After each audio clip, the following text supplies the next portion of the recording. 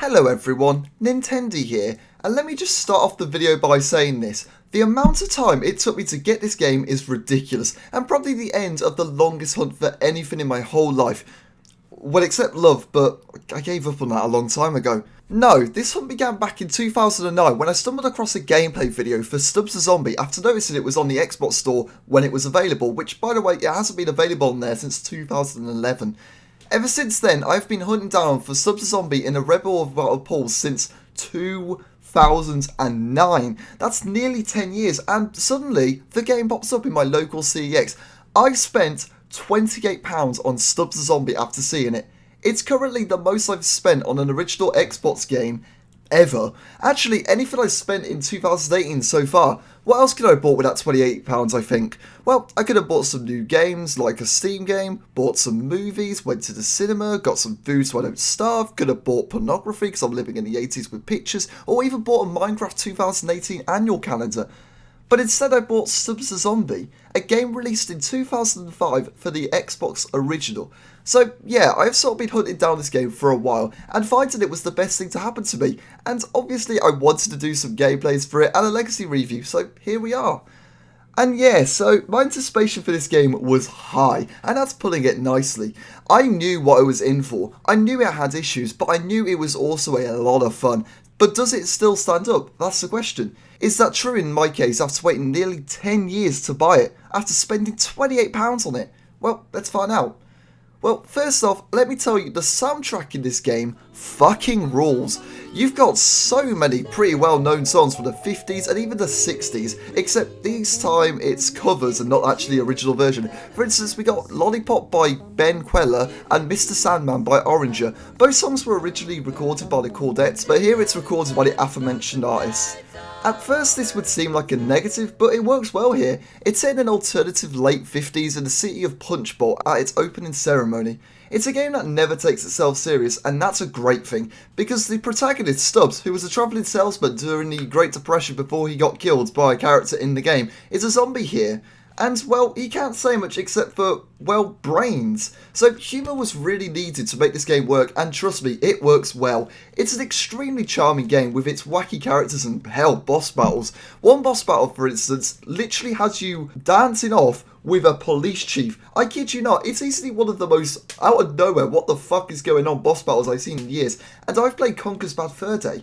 But I've got this far without mentioning one thing that's always intrigues me about this game. The one thing that made me willingly spend £28 on this game, and that's the fact how you can turn people into zombies that'll follow you, helping you in the game. And let me tell you, it's pretty goddamn fun. It works better in some levels than others, because sadly an oversight of this game is that it doesn't really mess around with this concept of being a sandbox title. It's very linear, and I'll get more into that later. But in one level, you have to go into a mall and infect that mall. It's easily one of the best and most memorable missions in this game as you go raging havoc. It's also extremely over the top as you have this mini boss battle against a giant hillbilly with a chainsaw. Yeah, it's extremely weird and memorable. Basically all you have to do is go into a human AI and, well, press the prompt to eat their brains button to infect them. Or you could just kill them by attacking them, which will also work. Oh, and you could also rip their arm off and murder them with it. Yeah, this game's pretty wild in that sense, which also confused me why this game's only rated a 15 in the UK right now. The AI itself is pretty decent. They're obviously not the best. I mean, in terms of acting like brainless fools that want to eat brains, it works decently. They're not useless at all though, fortunately. They are really useful and they will help you in some difficult stages, especially towards the end of the game. To be honest, this whole system, whilst good, does feel like it could have done with a bit more of a sandbox mode instead of a linear game, because the biggest issue I had with Stubbs the Zombie is that it's not even close to open. Whilst there are some massive areas to explore, it's an extremely linear game. And this doesn't work for the game at all. Actually, towards the end of the game, I found it unfair how difficult this game got because you only had one path. The worst it gets is on the second to last mission, which I kid not, there is a massive linear path, not once, but 5 times. By that I mean it's just a road and pavement and a car. And hell, one section there's not even a car. You will die a lot on this one section because there's a constant swarm of military and even barbershop quartet. Yep. Don't question why they're enemies, this game is weird like I've said. They are easily the most difficult enemies to defeat because the military just have these extremely powerful weapons and the barbershop quartet have these jetpacks to fly in the air, which, by the way, you are a zombie, so the ability to really kill the enemies in the air is painfully difficult and extremely unfair, and to add insult to injury, they also have really powerful weapons. I despise this part. I nearly gave up on it because it's just unfair, and that was on the second to lowest difficulty setting. There is 4 difficulty settings, and it would probably be near impossible, if not impossible, on the highest difficulty setting, because trust me, the zombie AI will not help for shit here.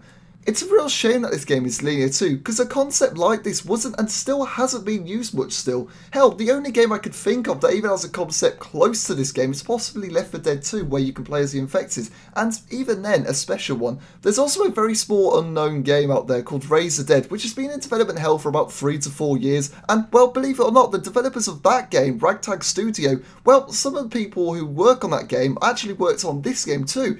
It annoys me how this game concept hasn't been used again. I would love for another game to be like Stubbs the Zombie, or better yet a sequel, because the ending does leave a possibility out there.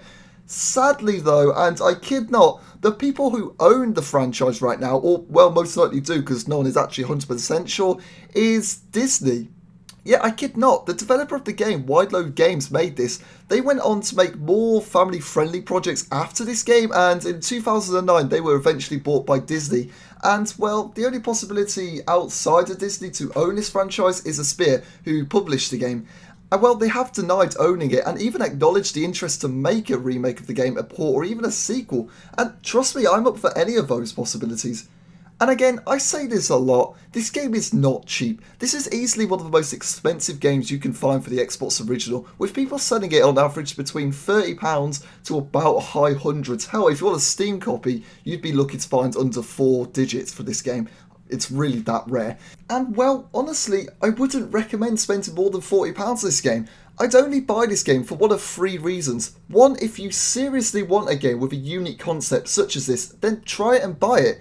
2, you're willing to play a lot of this game on the same levels a lot, because trust me, the logic is, if you're using the £1 equates to an hour of gameplay logic, it won't apply here with the story alone. And 3, you're a game collector. And to build up on the second point, the one thing that really shocked me, Stubbs the Zombie is the shortest game I've played all year. So how long? 8 hours? 7 hours? 6 hours? God no. No. If I take out all my deaths and restarts, this game is only 3 hours long. 3 hours. And even with deaths, this game took me about 4.5 hours to finish. What the fuck? Even for 2005, this was painfully short. I even knew it was short, but on sites unlike such as howlongtobeat.com, averages were about 8 hours. 8 hours what? Maybe I was really lucky with this game in a bad sense, as it took me 3 hours on normal difficulty. I enjoyed those 3 hours thoroughly and excluded the last 3 or 4 levels, but like that means it's painfully short and linear. That's the worst combo out there. Now, luckily the game's concept, it is replayable, but to the point where you get 28 hours of gameplay in my case? Probably not for a long time, because the staying power for 9 extra playthroughs if I was to keep doing like a 3-hour gameplay just isn't there. And oh my fucking god, this game has the most stupid difficulty curve out there. The last 3 to 4 levels suck. They are painfully unfair and hard. After the mission at the dam, this game basically reverses the ripping armor attack except to you, the player, and beats you with it. Because fuck me, this is stupid how difficult the last levels get. The military arrive and you die, and I mean you will die a lot. Before this point I probably died about 3 to 4 times, 2 of which were because of my own stupidity, but in these last few levels I died about 35 times, 20 of which were because of the previously mentioned linear path. I wish I was exaggerating that number, but it was definitely around that number. It took me about nearly an hour to get past that linear path of death to get past that part. It was not fun, and no point in those 20 deaths was I having fun. Actually, I was begging for it to be over. I hadn't been so relieved to get past a part of a mission in years. Hell, not even the final boss battle was as difficult as that part. Seriously, if you want me to draw a graph of the difficulty curve, it would look like this. There's no curve even, it's just a straight line up after this damn mission. It's awful, and I really wouldn't recommend playing these missions again after doing it once, because they suck. Unless you are willing to put yourself through hell and back, just don't do it. I would call you crazy to even attempt these missions on the highest difficulty, because Basically, you'll be playing the 2005 equivalent of Dark Souls. I wish that was a meme, but it isn't. It really is that difficult. And not even in the sense that you'll find some enjoyment or even accomplishment after defeating this part, because it's just plain out difficult. You just want to fucking find every level designer and punch him, because god damn, this level design is actually one of the worst I've seen in years. But with that rant over, the graphics. How do they stick up after 13 years? Well, they stick up okay, I guess. The opening part of the game is pretty decent looking. It looks obviously like a game from 2005 on the original Xbox, but it's very cartoony, but it works very well with its parody style that it's trying to go for. But you may have noticed I've only said the opening part, because for some reason, after the tutorial, there is this very weird green hue on the screen that sticks for the whole game, and I don't know if I like it or not. It doesn't ruin the overall graphics, but it just, I don't know, it just don't know really what to say about it. I guess the aesthetic they were trying to hint at was possibly Grindhouse, but because you do see some film grain over the game, but honestly I don't know if it works. It doesn't hint at the game, if that's what I'm trying to put out there. It just seems like a very awkward choice for the game, but overall the graphics are fine, excluding this issue. It's what you'd expect from a 2005 Xbox original game. The controls of this game are also alright, at least on the Xbox. I use the Xbox 360 controller because I don't actually own an original Xbox. It is backwards compatible on the 360, so you can play it on that, just putting out there. Though not on the Xbox One yet. X and RT are to attack, 8 is to jump, right stick is to rotate the camera, left stick is to move, you know the typical, but Stubbs also boasts some special abilities. For instance, he can let out a fart which will stun enemies around him by pressing the B button, he can throw his arm to control humans with the RB button, he can throw his head with the LB button and blow it up with the same button, and he can throw some body parts to explode with the LT button. He exploded it with the same button. Yeah, like I say, this is not your conventional game, and it makes no sense, but it's hilarious because of it. You can also eat people's brains by pressing the Y button when prompted to. Overall, the controls, well, they do their job well. It's really nothing special, like I say.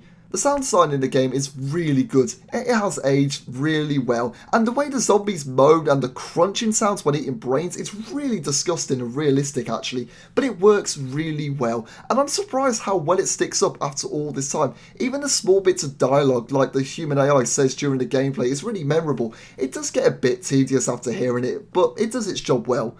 And finally, if this game has any other major flaw, it's the fact that this game is very tedious. Maybe that's why this concept hasn't been used much since Stubbs, because, well, what else can you really do excluded from eating brains and maybe attacking? The way Stubbs does it is good, because even after 4 hours it does get a bit tedious, and maybe stopping at 4 hours was because the developers also knew that. Don't get me wrong, I enjoyed the whole game, but in the last hour I was getting a bit bored, and maybe that's because I actually finished it in a single day, because the game is really that short. It's a game that if you are going to play, I'd recommend giving it a gap between missions, because you're going to get a bit bored after playing it in one sitting, which I did. But overall, would I recommend Stubbs the Zombie? No. Wait, you might be thinking, Nintendo, you've been giving this game loads of positives and some negatives. It sounds like this is going to be a sure highish rating, at least not a low rating, and yes, you're right. Stubbs the Zombie personally is a low 8 out of 10, only missing odds on the 7 out of 10 because of the unique concept which hasn't been used much since. Why do I not recommend this game though, even though I just gave it my second highest rating behind, GTA Vice City? Well, it's because it's so damn expensive. I enjoyed Stubbs the Zombie so much, and it will always be a game that I will remember. Ever since the first gameplay video I saw back in 2009-2010, I wanted this game. Me buying this game will always be something that will stick with me as my proudest purchase. Even if it was awful, a terrible game, it would have been something I would still been proud of purchasing. Because it's not a popular game, it's becoming a collector's game, but more importantly, it ended my long hunt for this game. But the fact of the matter is, this game is just too damn short to justify spending more than £20 on it. Hell, even there, I think that would be a bit too much. I love the game. It's an 8 out of 10. If you really do have £30 spare and an Xbox original or 360, then go for it, I guess. But if you're eyeing on something similar that you've wanted and it's cheaper, go for that instead. Because this game is really something I'd only recommend if you really wanted it for a long time or if you're a collector. I don't regret my purchase, as I've said before, and I'm happy that this ended my near 10-year hunt for this game. Anyway, did you enjoy this review? Do you agree with my opinion or not? comment that down below. I'm always intrigued what you have to say. And don't forget to like and subscribe if you did enjoy the video, it helps a ton. And finally, want to see a game added to the Legacy wheel? Well, as long as it's been released before June 2008, then go for it. Comment it down in the comments below and I'll sure add it to the wheel. And talking about the wheel, let's see what's up next for the Legacy review.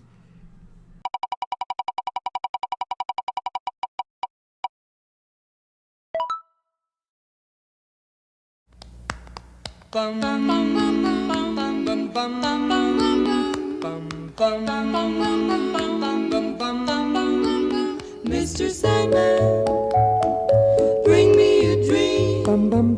Make him the cutest that I've ever seen. Give him 2 lips like roses and clover. Then tell him that his lonesome nights are over.